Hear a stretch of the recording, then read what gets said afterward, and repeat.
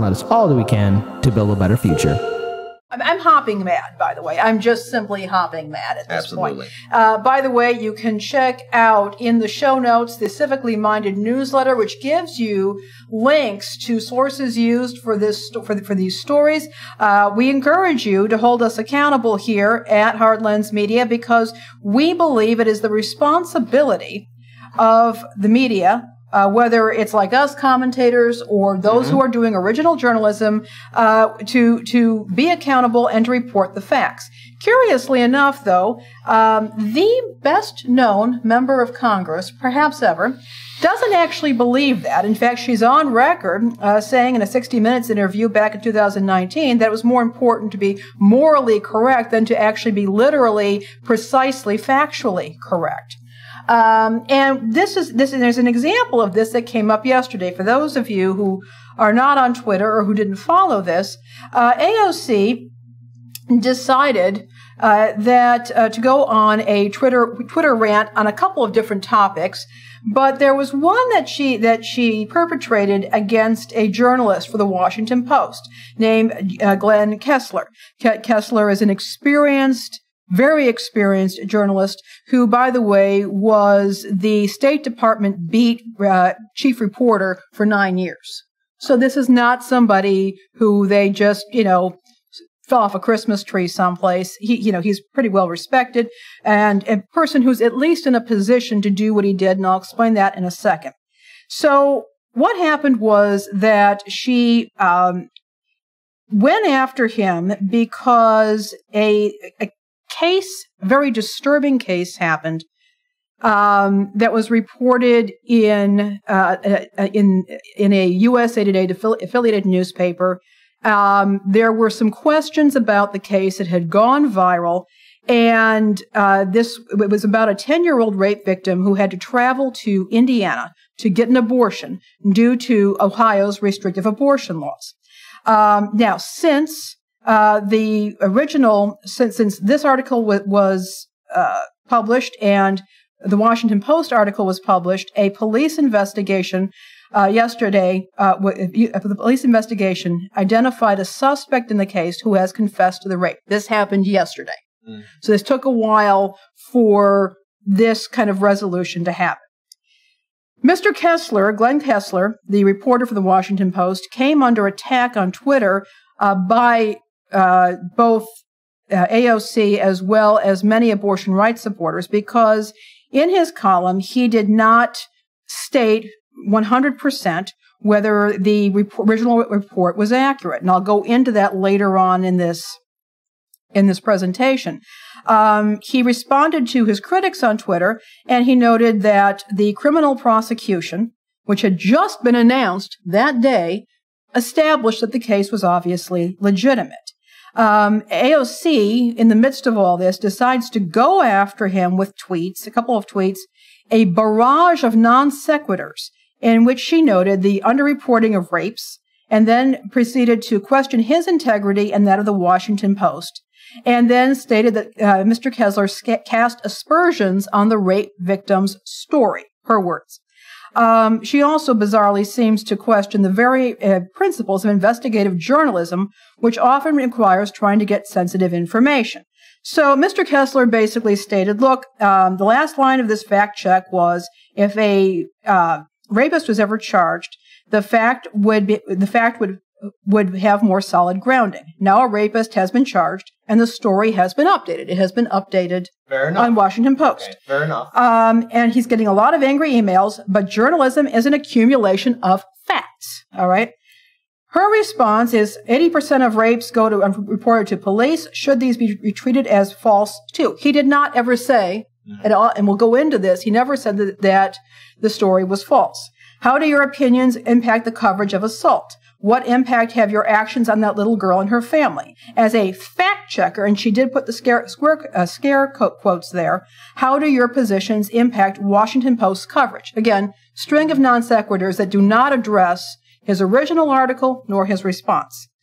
And then she went on to talk about what a terrible person he was, and then said, then when he doesn't get the sensitive information about a 10-year-old survivor of sexual assault that he wants but isn't entitled to, he proceeds to use a space in a national newspaper to cast aspersions on her story, and they publish it, proving why survivors don't come forward. Now, this had nothing to do with the article, and we're going to get into that. It had nothing to do with what he said on Twitter. And again, very clearly, she doesn't seem to understand what journalism is, in fact, all about. So this is how all this began. Indy Star is a USA Today affiliated paper that serves the Indianapolis, Indiana community. Okay. It ran a story about how women seeking abortions are traveling to Indiana for care. That was the story. It was about this general principle. It was not even about this specific case. However, the article, and as often happens, it began with an anecdote. That's standard journalism. You catch people with a story, right? So it begins this article by quoting a doctor by name in Indiana, a Dr. Bradley, who was called by a physician in Ohio, no name given, who was treating a pregnant 10-year-old rape victim. And by default, a pregnant 10-year-old is a rape victim. 10-year-olds cannot consent to sex. Consent to sex. So that by default, nobody was questioning that a pregnant 10-year-old is a rape victim. Mm-hmm. Plain and simple. All right. The Ohio physician asked the Indiana physician to provide an abortion to the victim because Ohio law would not permit an abortion in this case. The story eventually, because of the shocking nature and the horrific nature of this story, it went viral. Many abortion rights advocates noted the very real horror of this situation. There was also backlash, with opponents of abortion rights questioning the story, particularly because there were public officials in Ohio, including, I want to say, the governor and the attorney general, made statements, they questioning whether the case was actually real, whether this actually was the case. There was a lot of mudslinging going online, and eventually President Joe Biden referenced the case in a public speech in support of abortion rights. So this had hit the Oval Office. I mean, This story was all over the place, mudslinging everywhere. And I would want to point out that other journalists got into it. We'll talk more about that. So Glenn Kessler entered the fray. Glenn Kessler, as I said, very experienced journalist, and he has a feature column at Washington Post called Fact Checker. Contrary to AOC's language in her tweet, his role at the Washington Post is not that of a fact checker, that is to say, an editorial staff member who reviews the work of journalists as an aside thing. This is actually what this man does is he writes a column called Fact Checker, where he takes a story that has gone viral, a story that's getting a lot of press, and he goes over it. And he says, is this true? Is this accurate? If the story is completely accurate, it gets a Geppetto. Otherwise, he gives it Pinocchios, depending on just how long the tale is, how long the lie is. Okay. So in this column, he breaks down these stories, and he usually references journalistic principles. Now, this is really important because we know that the media tends to grab onto things. We had that happen right here at this desk during a show when I was reporting on a case, and I think it was in Philadelphia, where a woman was raped on a train, and the media reports were stating that there was a crowded train, nobody did anything to help her for a half hour, and this was allowed to continue. I pointed out that this is, we have to be careful with this kind of reporting until all the facts come out, because there have been situations where an explosive issue has been manipulated by the media or has been badly reported, people take off with it, and later on it's found to not be accurate.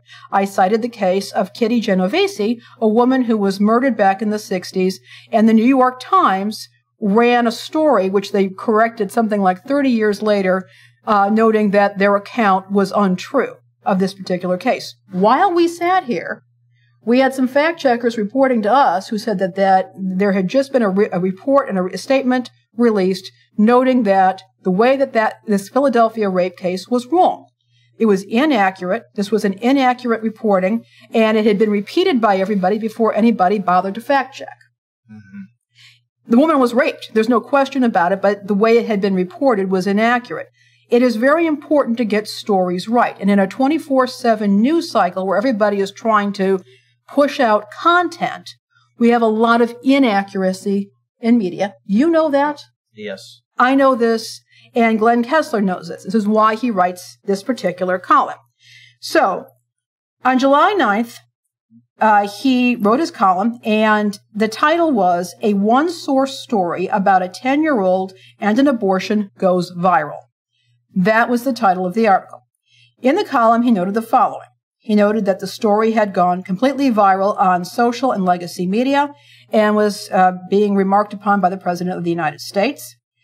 The original story hinges on a single source, Dr. Caitlin Bernard, who is the Indiana doctor who agreed to help the victim. The Ohio doctor is not named. This makes this story difficult to verify because you've only got one source. The state of journalism today, he also goes on to mention this, and he's very clear about this.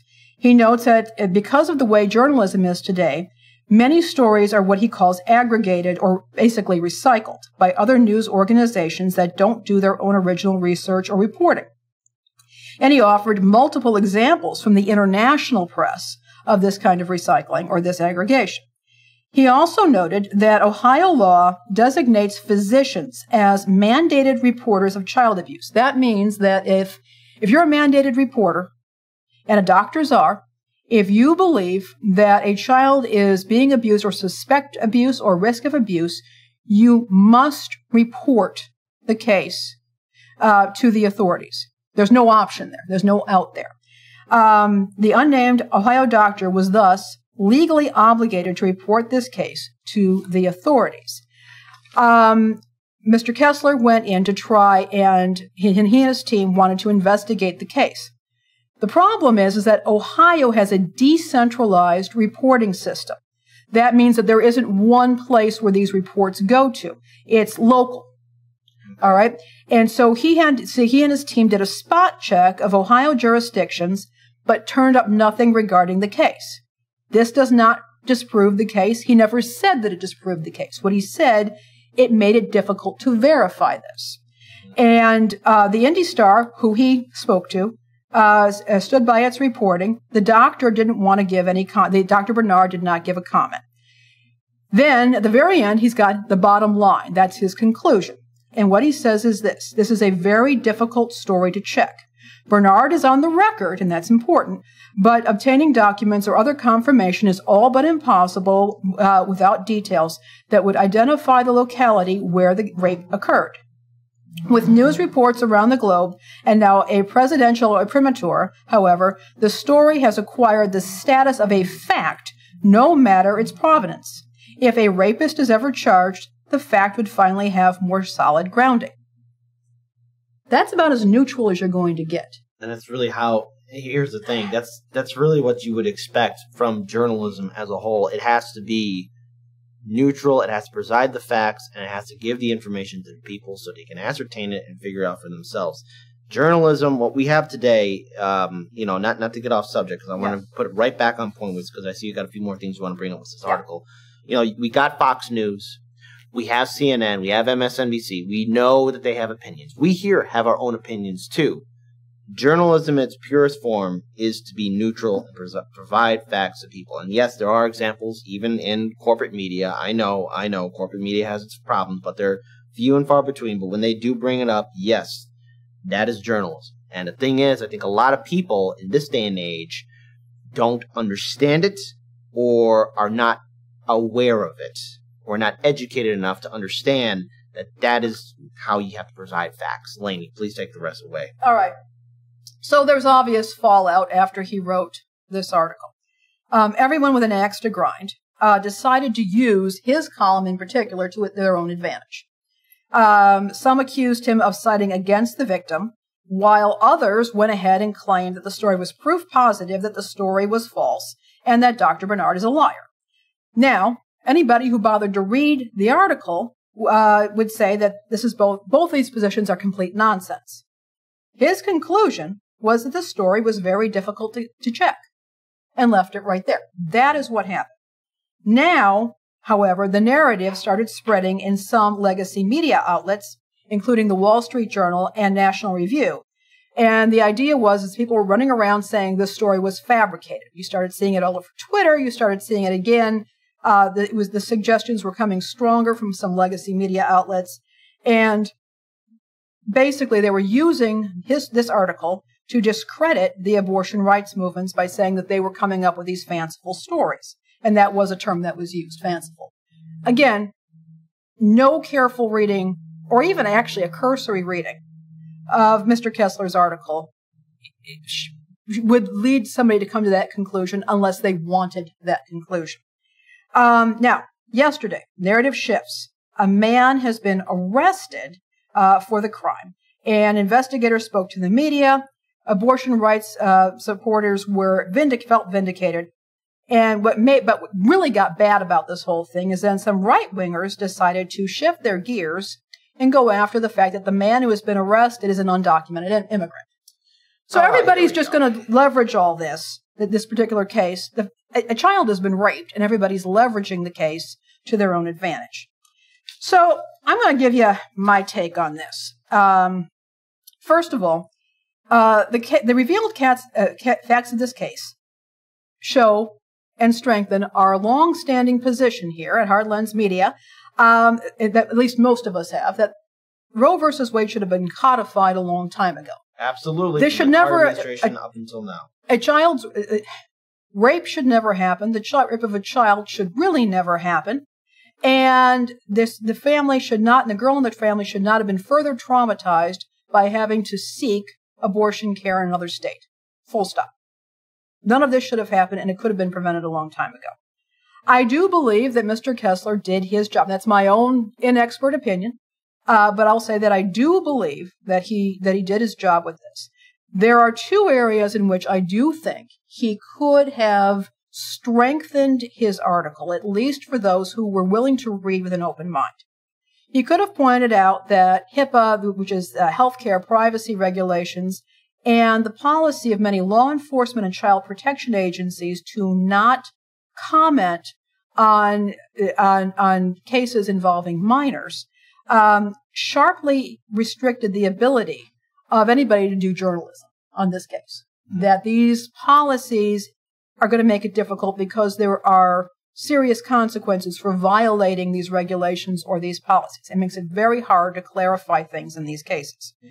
The doctor could have lost her license. Doctors could have lost their licenses. Social workers and law enforcement could have gotten into major trouble for making comments if they didn't have a right to make those comments or to clarify matters that would have violated the privacy of the child. Now, he also never at any time called Dr. Bernard a liar or cast aspersions on her. It didn't happen. He did contact her, as a good journalist does. He should. As he should have. But he did not do anything to cast aspersions on her. However, he could have explained the real problem of relying on the testimony of a single source. Dr. Bernard is a licensed physician who went on record in the original article, which is a very powerful testimony to validity. When you've got somebody who has a medical license and a reputation to lose, who goes on record, yeah, that shows that there's some real validity to the story. However, it could also have been, and this has been known to happen, that Dr. Bernard could have been the victim of some kind of a hoax, perhaps by a person who opposes abortion, who wanted to perpetrate a hoax on a physician who performs abortions in order to get this out to the media and then make everybody look really bad. We just don't know. We don't have the details because we don't know who the other doctor is. Right. And we don't know. It's based on a conversation that this doctor, who I don't believe did anything wrong by any means, we can't confirm the nature of the conversation or whether she got correct information. So, investigative journalism does require the investigation of the claims of all sources, even when you have a source that is credible. Now, as far as I'm concerned, getting back to AOC's part in all this, and that's what really one of the many things that's upsetting me about this case. AOC, she should be absolutely ashamed of herself for going on the attack. Her comments are dishonest. They are hectoring. Nobody involved, including nobody involved, Mr. Kessler nor the Washington Post, cast aspersions on the story of the victim. They weren't talking about the victim's story. They were not talking about what she had to say, and they were not questioning that a pregnant 10-year-old has been raped. What they were questioning is whether this person ever existed. They were questioning whether this scenario is factual, or whether it is simply a fictional scenario. And what also bothers me about this is that, again, is probably the best known member of Congress. She was in a unique position to support the institution of journalism and the free press in the United States, which includes the right to ask some very hard and difficult questions. And she didn't do that. She went ahead and went after somebody who was doing their job. And she was in a position to support that institution, and she didn't. And she could have said to folks, look, this is what a free press looks like. This is what operating openly and with transparency looks like. Everything is open at this point, to be investigated, to be discussed, to be looked at. And this is absolutely critical in a free and open society. And my question is, first of all, why is she so afraid of journalism? Okay, here's what especially the way you have, again, done a phenomenal job taking apart the story. And again, huge endeavor. I'm very, very glad you were able to share this with our audience. But here's the thing that we have to remember with our politicians. If you're not first to get on the outrage boat, the social justice outrage mentality, the hive mind mentality of, oh, look at this, get outrage points, and then have people fawn and adore all over you and just love you to death because, oh, you're outraging enough and you're making a scene on Twitter. You know, for all those people that eat that garbage up, all it is just making you feel better, and you're reading something that you agree with emotionally. And the thing is, for people who eat that kind of stuff up, and again, AOC sharing it because, you know, it gets her more points. Let's face it, those tweets were points for AOC to get approval from her sycophants, from her diehard worshippers. But if you fall into that trap or get emotionally attached to a politician or celebrity saying something that you agree with on social media, well, then I'm going to treat you like a moron. Yeah. Now, I'm not calling you a moron. I'm going to treat you like one. That's what I'm going to do. And the thing is, that goes for Republican lawmakers, Democratic lawmakers. Stop buying into that. In this day and age, look, AOC, you should know better. There. And I'm going to close this out with a couple of things. First of all, the institutions in this country do not exist merely to support each other. They exist to keep each other in check. We need the institution of the media, of the press, to keep the government in check, religious institutions in check, law enforcement in check, and vice versa. Agreed. All of our institutions exist in this country to keep everything, each other in check. And if they're not allowed to function the way that they're supposed to function, you end up with them becoming totally impotent. They become corrupt. They decay and they corrupt. And, you know, I often ask another question here as well. Does AOC have similar sentiments about, the institution of the criminal justice system? Does she think that accused rapists, for example, don't have a right to a robust defense because defense attorneys will cast aspersions? I have to ask that question. You know, if she's okay with that, but not okay with journalists who in this case, did not cast aspersions, but simply said that they couldn't confirm a story, I have to ask where her commitments actually lie. And look, I wanted to be very clear, too. Look, there is a thing called due process. Innocent until proven guilty. All right? Look, there are evil people in this world. There are bad people in this world. Bad people. Okay? But, hang on. I'm going to kind of hold myself back from laughing. But we do live in a society here, folks. And we do have rules and... We do. Systems in which we govern ourselves by in this society. One of which is even the very evil of us, even the very worst of us, deserve a trial by their peers and to be proven innocent or guilty in a fair system. Now, of course, we don't have that here in America. We have something that's horribly flawed and corrupt. But nonetheless, with our judicial system and also with our free press, there must be neutrality, there must be facts presented. And are you going to like things that you see when how a court case turns out or something you see in the media? No. But it is not the job of the politician, people like AOC or her Republican colleagues or Democratic colleagues, to rally the outrage mob on social media to gain and garner points. And I'm going to point out that Glenn Kessler, I was checking out his column today. They have suspended and erased comments on all of his visible posts, as far as I can tell, on Washington Post at this point, because he's got hate mobs being sicked on him. They hate mobs, all these people that like to jump on this. For all those people that are trying to, and let's face it, some of these hate mob people are probably, leftists in some ways, or social justice warriors that maybe, agree with policies that I agree with, like Medicare for all, student debt forgiveness, all that. Why are you making yourselves look like the far right or extremists or individuals that you have disagreements with? This seems not of your character. Why are you doing that? Maybe you don't believe in the very things that you fight for too, Yeah. When you're part of a mob, you know what happens? You lose your identity and you become a locust. And you know what locusts do? They eat everything up. They're no longer that friendly grasshopper. Locusts eat everything up. When you see these hate mobs or social justice mobs, be they from the left or the right, they're acting like locusts. And they won't stop until their hunger is satisfied. Be better.